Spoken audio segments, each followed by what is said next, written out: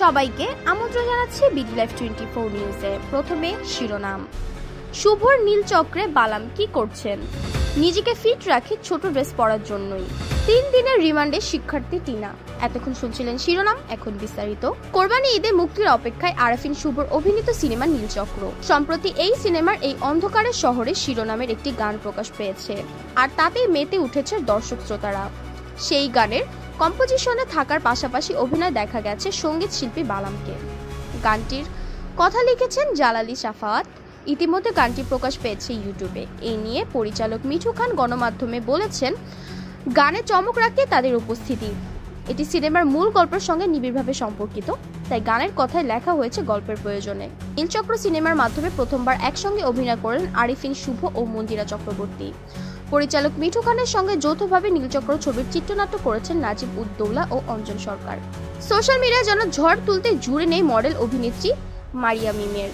এমন কোনো দিন নেই যাকে সাহসী অবতারে দেখা মেলে না। বলা বাহুল্য, তার আবেদনময়ী রূপে রীতিমতো কুপোকাত তার ভক্তরা। আর কেনই বা হবে না, এর পিছনে মিমের রয়েছে কঠোর পরিশ্রম। সামাজিক মাধ্যমে উত্তাপ ছড়ানো এই সুন্দরীকে সম্প্রতি দেখা মিলল খেলার মাঠে। সেলিব্রিটিদের নিয়ে আয়োজিত ক্রিকেট টুর্নামেন্ট সেলিব্রিটি ক্রিকেট ট্রফির এবারের আসরে অংশ নিয়েছেন তিনি, যেখানে গণমাধ্যমের মুখোমুখি হয়ে নিজের ফ্যাশন সেন্স নিয়ে মুখ খোলেননি। ইনস্টাগ্রামের 4,80,000-এরও বড় সংখ্যক অনুসারী রয়েছে তারাই মিমকে দেখে আবেদনময়ী অবস্থায় নানা ধরনের প্রতিক্রিয়া জানান।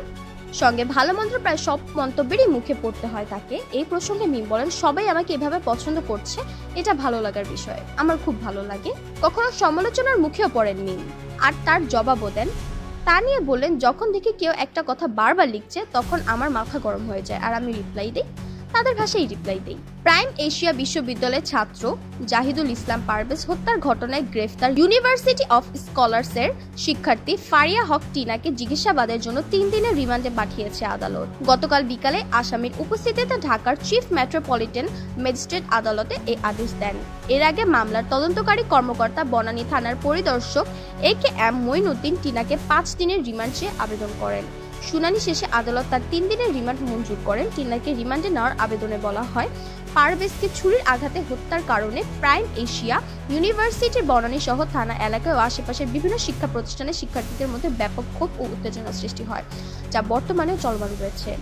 তদন্ত কর্মকর্তা তার আবেদনে বলেছেন, টিনাকে রিমান্ডে নিয়ে জিজ্ঞাসাবাদ করা হলে হত্যাকাণ্ডের বিষয়ে প্রকৃত ও সঠিক তথ্য উদ্ঘাটিত হওয়া সহ ঘটনার সঙ্গে জড়িত অজ্ঞাতনামা আসামিদের নাম, ঠিকানা সংগ্রহ ও গ্রেফতার হওয়ার সম্ভাবনা রয়েছে।